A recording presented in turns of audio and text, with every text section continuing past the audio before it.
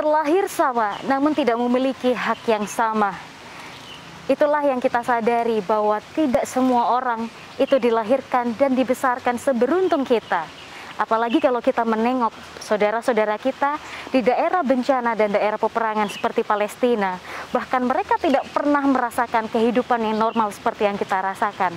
Hal inilah yang membuat kita semakin sadar bahwa esensi sebuah kehidupan bukan tentang diri kita sendiri, tapi bagaimana kita bisa bermanfaat untuk orang lain.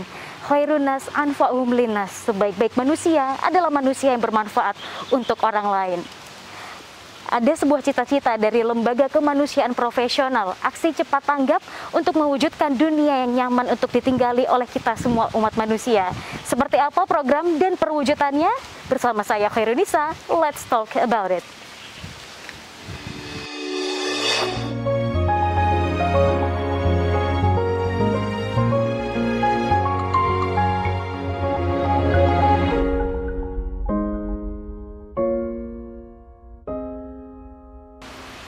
Ya pemirsa, berbicara tentang aksi solidaritas pada manusia, kali ini kita telah kehadiran narasumber, yaitu Mas Saiful Anam. Beliau merupakan marketing komunikasi dari Aksi Cepat Tanggap Malang. Langsung saja kita sapa. Assalamualaikum Mas. Waalaikumsalam Mbak Nisa. Gimana kabarnya hari ini? Alhamdulillah luar biasa. Sehat selalu ya? Insya Allah. Kesibukannya apa nih Mas sekarang ini? Masih tetap sama, kemarin kita juga habis punya event global kurbanan di wilayah bencana. Hari ini kita mulai geber lagi untuk pelayanan di PPKM. PPKM tentang COVID ya. Betul. Tentunya. Sebelum kita berbicara ke sana Mas, ini mungkin banyak masyarakat yang sudah familiar sebenarnya dengan ACT, tapi ada juga yang belum tahu. Bisa dibantu jelaskan sebenarnya ACT ini apa sih dan ada di mana saja? Siap. Jadi ACT itu merupakan singkatan dari Aksi Cepat Tanggap. Nah, ACT merupakan yayasan yang fokus di bidang kemanusiaan, khususnya di kebencanaan sama krisis kemanusiaan, yaitu kemiskinan. Jadi memang fokus kita di dua bidang itu. Tapi memang dulu ketika berdiri, awalnya adalah melayani kebencanaan. Kemudian setelah itu kita bertransformasi untuk melayani kebutuhan-kebutuhan masyarakat terdampak konflik kemanusiaan, khususnya di wilayah-wilayah Afrika, Timur Tengah, termasuk Suriah, Palestina dan sebagainya. Kemudian ACT juga punya cabang. Kalau di Indonesia sendiri hampir 100 cabang. Wah, di semua kota nih hampir. Termasuk di Malang sendiri.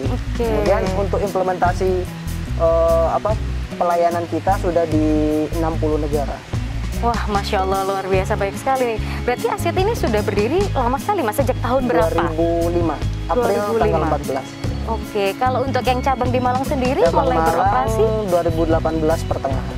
2018, oke. Nah, ini menarik Mas, ketika membahas ACT sudah berdiri lama dari 2005, berarti sudah banyak sebenarnya program-program dari pusat. Siap. Nah, ini apakah yang di cabang merupakan perpanjangan tangan atau ada program sendiri? Monggo dijelaskan. Betul, jadi memang program-program kemanusiaan kita merupakan program-program pelayanan, khususnya di bidang krisis pangan ya.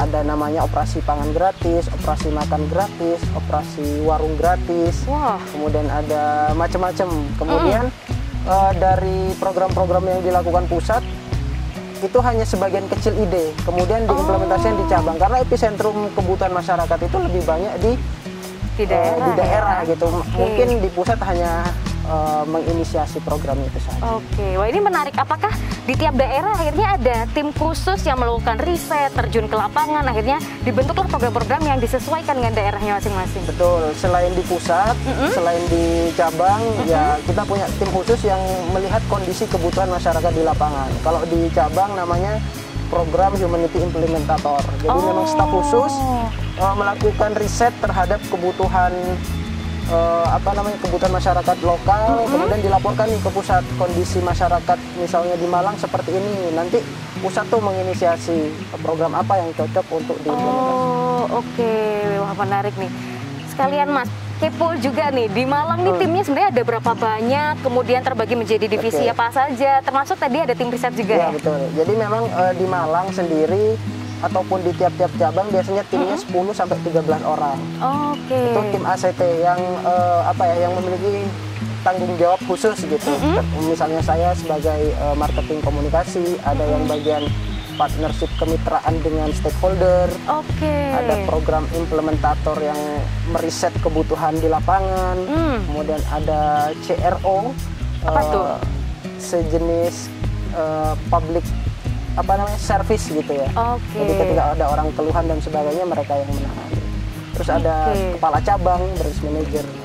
Tapi untuk relawan, kita punya resource sampai saat ini di Malang sendiri sekitar 400 orang. Wah, luar biasa, banyak sekali. Itu ikut ngantor juga Mas relawannya? Hampir tiap hari mereka datang untuk mengimplementasikan program. Wah, luar biasa nih. Nanti kita akan bahas juga gimana ya nanti jadi relawan dan sebagainya. Kalau program dari pusat nih Mas, yang mungkin masyarakat perlu tahu apa aja nih? Oke, siap. Mungkin lebih banyak ya program-program kita berbasis pangan. Karena kita meyakini bahwa orang ingin berdaya, orang ingin maju, orang ingin hidupnya sehat, harus berawal dari kebutuhan-kebutuhan dasar, termasuk pangan gitu. Nah, kenapa implementasi program kita tuh berbasis pangan? Ada operasi pangan gratis, jadi kita ngasih kebutuhan pokok untuk orang-orang yang membutuhkan. Operasi makan ya, kita ngasih makanan siap saji untuk yang membutuhkan. Ada operasi warung gratis, ini kita di Malang dilakukan awal pandemi. Ini kan wilayah kampus nih, Malang, khususnya deket-deket UB banyak warung-warung gitu ya, mahasiswa. Kemarin tutup, mereka nggak bisa membangun ekonomi lagi. Kita beli jasa mereka, mereka sediakan kebutuhan pangan, dan kita bagikan secara gratis kepada siapapun yang butuh. Wah, luar biasa ya. Ada berapa titik tuh Mas untuk yang warung gratis itu? Kemarin hampir 15 titik. Luar biasa, tersebar di kota Tersebar di kota Malang. Wah, luar biasa. Itu salah satu dari sekian banyak program. Wah, kalau saya lihat di website tuh macam-macam ya. Betul. Mulai dari wakaf juga ada, wakaf, kurban juga ada, zakat juga ada. Oke, jadi program dari pusat diimplementasikan juga di Sudah pasti diimplementasikan di semua cabang.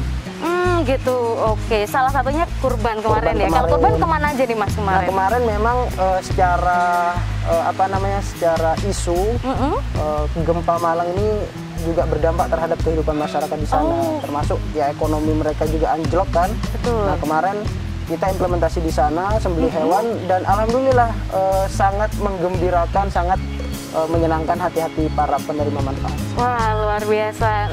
Nanti kita masih akan berbincang lanjut tentang program-program ACT, tapi di program berikutnya jangan mana-mana, tetap di Let's Talk.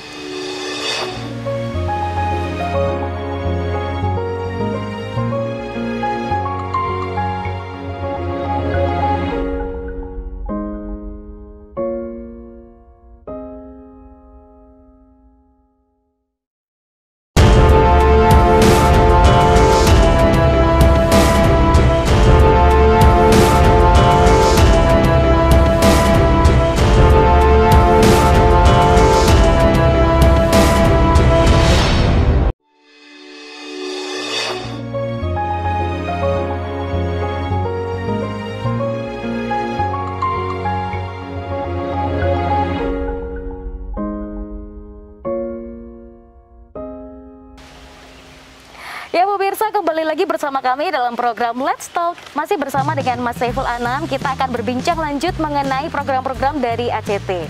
Nah, keberhasilan dari program ACT tentunya tidak lepas dari banyaknya kerjasama dari berbagai stakeholder. Nah, ini menarik Mas, apakah ACT ini banyak kerjasama dengan pihak mana aja sih? Siap, jadi memang ACT ini kan bergerak karena kedermawanan umat, gitu. Kedermawanan masyarakat luas. Jadi kalau tidak ada dukungan dari masyarakat, mungkin ACT tidak bisa memberikan kontribusi yang banyak kepada orang yang membutuhkan.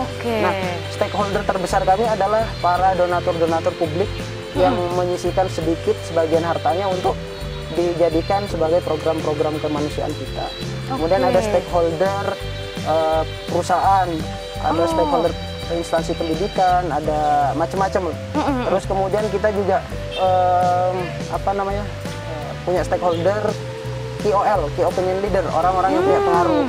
Termasuk kami sering bersama Wali Kota Malang, Pak Sutiadi, untuk melaunching program biasanya. Kemudian ada influencer-influencer lokal, ada tokoh, ada ulama, dan orang-orang, bahkan orang-orang biasa pun yang ingin, saya ingin loh bareng ACT gitu, menceritakan ke orang lain tentang organisasi ini. Biasanya lebih banyak gitu. Oh, seperti itu. Coba kita berdetail satu-satu, Mas. Kalau biasanya dari perusahaan swasta dan sebagainya, apakah ini kolaborasinya dengan meminta dana CSR mereka atau mungkin ada program tertentu? Biasanya sih kebanyakan perusahaan memberikan bantuan melalui dana CSR mereka. Nah, biasanya kita tawarkan program-program kemanusiaan yang cocok dengan mereka. Oh, misalnya, sesuai perusahaannya ya? Betul, kayak misalnya perusahaan besar di bidang pangan, ya kita tawari dengan pangan. Ada yang bidang perusahaan air, ya kita tawari biasanya dengan sumur wakaf atau pipanisasi. Oke, wah menarik ya, ini tim risetnya harus benar-benar nih berarti. Selain nyari dana ini akan disalurkan kemana, juga tetap nyari ya donaturnya ini seperti apa. Sekali. Kemudian yang tadi cukup menarik juga tentang key opinion leader, bahkan melibatkan wali kota Malang, kemudian ada influencer seperti itu. Kenapa sih harus ada strategi seperti itu, Mas? Gitu. Apakah dengan misalnya dengan websitenya ACT sendiri kurang cukup untuk bisa menghimpun brand awareness-nya dari masyarakat? Bagi kami bahwa orang-orang yang punya pengaruh besar itu sangat berpotensi untuk membangun opini-opini positif di masyarakat. Nah, maka dari itu kita mengajak influencer, mengajak tokoh-tokoh masyarakat agar bisa memahamkan masyarakat luas yang percaya terhadap mereka-mereka ini untuk bergerak bersama bahwa ACT ini didukung oleh kekuatan publik. Oke, ini kalau milih influencer ini seperti apa, Mas? Apakah harus yang misalnya agamanya sama atau seperti apa? Yang pertama, yang followernya banyak. Followernya banyak, kalau nggak banyak berarti bukan influencer. Oke, siap, maksudnya aja udah mantap pasti ya. Jadi yang kedua memang mereka satu visi, satu pandangan bahwa permasalahan masyarakat ini harus diselesaikan bersama-sama. Oke. Nah, tadi sempat disebutkan juga Wali Kota Malang. Apakah memang juga ada kerjasama dengan pihak pemerintah? Nah, tadi belum sempat dibahas lebih lanjut. Stakeholder mana nih selain pemerintah Kota Malang? Apakah ada yang lainnya yang diajak kerjasama? Kalau secara kerjasama tertulis masih terus kita lakukan di mana-mana, tapi biasanya dengan stakeholder pemerintah kita sebagai bentuk dukungan. Misalnya di masa PPKM seperti ini, kita membantu pemerintah secara tidak langsung mendistribusikan bantuan. Bahkan kemarin bantuan kita di masa PPKM dilepas langsung oleh Pak Sutiaji. Oke, kalau misalnya dengan ada kegiatan untuk program bencana dengan BPBD, mungkin itu juga melakukan kerjasama? Ya, biasanya kita melakukan kerjasama entah di jalur informasinya, kemudian di jalur orang-orang yang punya keahlian tertentu. Biasanya kita semua pakai resource yang kita bisa gunakan. Oke, wah menarik nih. Nah, ini masih mau ngomongin soal gimana sih caranya dari ACT untuk bisa lebih dikenal masyarakat, karena programnya luar biasa. Tapi takutnya ini belum banyak masyarakat yang tahu, bahkan mungkin pemirsa UBTV juga ada yang baru aja tahu. Kira-kira di mana sih kita bisa mengakses informasi mengenai program-program ACT? Biasanya kita menggunakan corong-corong informasi yang bisa dimaksimalkan ya, termasuk tadi key opinion leader, terus memperkenalkan secara person to person, dan kemudian karena ini zaman era digital, kami juga memaksimalkan tuh potensi yang ada di sosial media. Kami juga punya Instagram, punya Facebook, punya Twitter, punya akun YouTube juga. Disebutkan, Mas, satu-satu langsung biar di follow sama pemirsa. Kalau yang ACT Pusat, Instagramnya ACT for Humanity. Kalau yang Facebooknya Aksi Cepat Tanggap. Tapi kalau Malang, Instagramnya ACT Malang. Terus kemudian Facebooknya Aksi Cepat Tanggap Malang, dan YouTube-nya channel Pusat Aksi Cepat Tanggap. Wah, sampai YouTube ya? Ada YouTube-nya juga. Wah, luar biasa sekali. Jadi memang semua program-programnya diabadikan, tidak hanya sekedar orang donasi terus nggak tahu kabarnya. Itu salah satu bentuk pertanggungjawaban kita juga ke publik, bahwa dana mereka yang sudah disalurkan melalui kami itu didistribusikan sesuai peruntukan. Selain dari sosial media, apakah media konvensional juga masih digunakan nih untuk mempromosikan program-program? Betul sekali, kita juga bekerja sama, termasuk hari ini dengan UBTV. Dengan radio-radio, media-media cetak, media-media online, kami juga sering bersinergi untuk implementasi, untuk campaign-campaign kemanusiaan terbaru biasanya. Oke, baik. Wah, luar biasa nih. Semoga ini menjadi informasi juga buat pemirsa yang baru tahu tentang ACT. Langsung follow aja sosial medianya. Siapa tahu bisa menjadi donatur atau bahkan relawan. Nah, ini Mas, ini menarik. Kita mau bahas lebih dalam mengenai, kita pilih dulu nih jadi donatur. Saya sempat baca di websitenya ada Indonesia Dermawan. Nah, itu milik ACT, itu tentang apa sebenarnya? Betul. Indonesia Dermawan itu merupakan platform kedermawanan berbasis digital. Mungkin teman-teman yang lain sudah tahu platform yang sejenis, kitabisa.com, amalsoleh.com gitu, sharing happiness gitu. Nah, kami juga ingin membangun, memfasilitasi para orang-orang dermawan agar lebih memudahkan berdonasi, termasuk di dalamnya kampanye-kampanyenya sudah jelas semua peruntukannya, terus pendistribusiannya kemana. Oke, ini bentuknya website kah atau aplikasi atau bagaimana? Website, jadi bisa diakses di indonesiadermawan.id. Oke, wah ini menarik sekali nih pemirsa. Siapa tahu setelah ini ada yang mau langsung menyisihkan penghasilannya untuk berdonasi. Kita akan bahas di segmen berikutnya. Jangan kemana-mana, tetap di Let's Talk.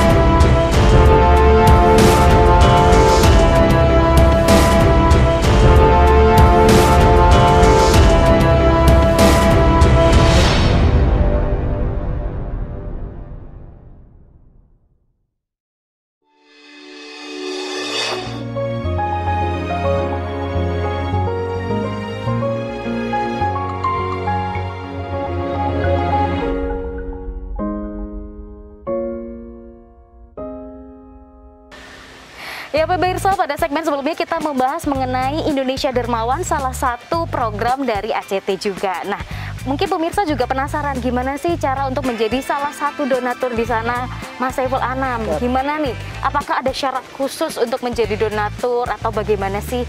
Enggak ada sih, karena kebaikan itu tidak bisa dibatasi ya. Oh, Masya Allah. Jadi apapun yang ingin diberikan, bahkan banyak tuh anak kecil nabung gitu, cuma ada 10.000 celengan itu datang ke kantor kami memberikan donasinya untuk mereka-mereka yang membutuhkan. Wah, luar biasa. Nah, kemudian ketika apakah orang sudah menjadi donatur, mereka bisa tahu nih update-update-nya terkait misalnya transparansi laporan keuangannya atau bagaimana? Jadi secara umum laporan kami ke publik ya melalui sosial media kami gitu ya. Implementasi program yang sudah dilakukan. Kemudian secara administratif kami juga diawasi oleh lembaga-lembaga keuangan agar dana yang dikeluarkan atau yang masuk itu juga bisa di-track dengan jelas gitu. Nah, bisa dilihat di act.id. Di sana ada laporan keuangan setiap tahun yang sudah kita audit semua. Seluruhnya pusat atau khusus Malang? Semua, karena kami sendiri ketika menerima donasi itu dananya langsung masuk pusat. Jadi tidak di-pool di cabang atau di-pool di rekening masing-masing, tapi langsung masuk ke pusat. Nanti pusat yang mencairkan dan implementasi ke cabang-cabang. Jadi dananya bisa clear itu ya.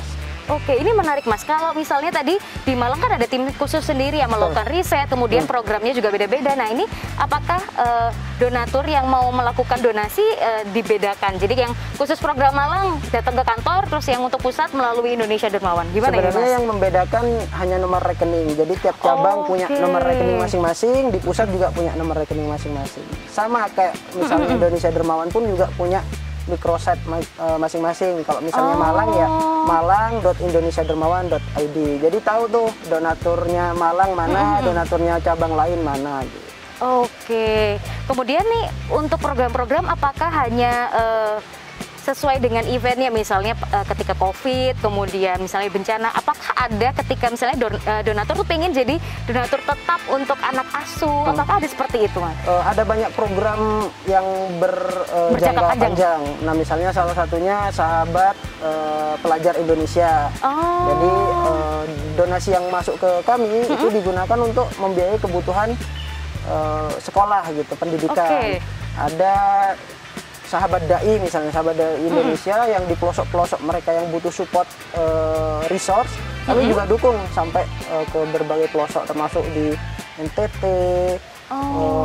dia di daerah-daerah pinggiran. Jadi ada memang jangka panjang dan ada yang memang sesuai eventnya ya? Sesuai event. Oke. Ya, ini menarik nih, karena kan ada yang donatur memang ingin menyisihkan atau zakat mungkin ya, penghasilannya tiap bulan. Dan banyak Mas yang melakukan seperti itu. Kalau di Malang sendiri gimana nih? Banyak, bahkan mungkin ada donatur yang tidak bisa disebutkan namanya, dan itu berdonasi setiap bulan itu bisa dikatakan ratusan juta, miliaran juga ada gitu. Individu atau perusahaan? Individu. Orang Malang, Mas? Ada orang Malang. Wah, Masya Allah, semoga Allah memberikan rezeki yang berlipat ganda ya kepada beliau. Amin amin ya robbal alamin. Luar biasa nih. Nah, terus lebih menarik lagi, Mas, apakah selain menjadi donatur ada cara lain untuk orang berkontribusi? Kan kalau donatur biasanya memang harus memiliki kelebihan harta untuk dijalankan jalan Allah lah ibaratnya. Tapi kalau nggak ada, bisa nggak sih kontribusi dengan cara yang lain? Jadi ACT itu menganut segitiga peradaban, di mana peradaban itu bisa dibangun, peradaban yang lebih baik itu bisa dibangun itu ada 3 aspek. Yang pertama adalah kemanusiaan itu sendiri, bahwa orang harus menyadari isu kemanusiaan ini adalah isu bersama. Kemudian yang kedua adalah kedermawanan, salah satu resource untuk membangun peradaban itu ya kedermawanan masyarakat gitu. Jadi kalau nggak ada modal ya susah mau ngapa-ngapain kan gitu. Terus yang ketiga adalah resource kerelawanan atau volunteerism. Jadi ada orang nih yang mungkin secara uang nggak punya, secara pemasukan nggak ada, seperti misalnya banyak relawan mahasiswa, mereka mungkin secara keuangan nggak punya, tapi mereka punya tenaga, ide, pikiran, dan biasanya disitulah mereka menyalurkan bentuk kerelawanan. Oke, kalau antusiasmenya di Malang sendiri, baik mulai dari segmen mahasiswa, tadi anak-anak, sampai yang sudah berpenghasilan nih, gimana sih Mas dari programnya ACT, mulai dari menjadi donatur sampai menjadi relawan, sebesar apa antusiasmenya? Bahkan kami pun belum membuka rekrutmen relawan, biasanya sudah banyak menanyakan. Kita punya biasanya interval waktu nih buat merekrut relawan bergabung bersama kami. Jadi bisa 100 orang dalam satu kali rekrutmen gitu. Wah, ini kalau saya lihat di rompinya ada tulisan ACT, ada MRI. Nah, apakah ini 2 perusahaan berbeda atau gimana, Mas?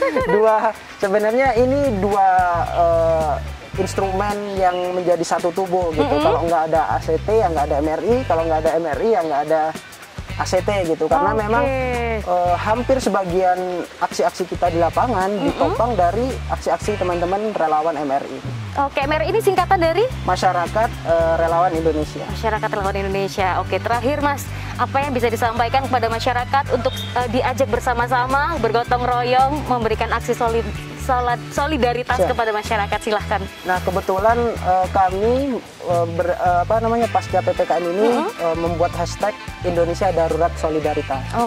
Kami menyadari bahwa bukan lagi saatnya ini tugas pemerintah, ini tugas siapa gitu.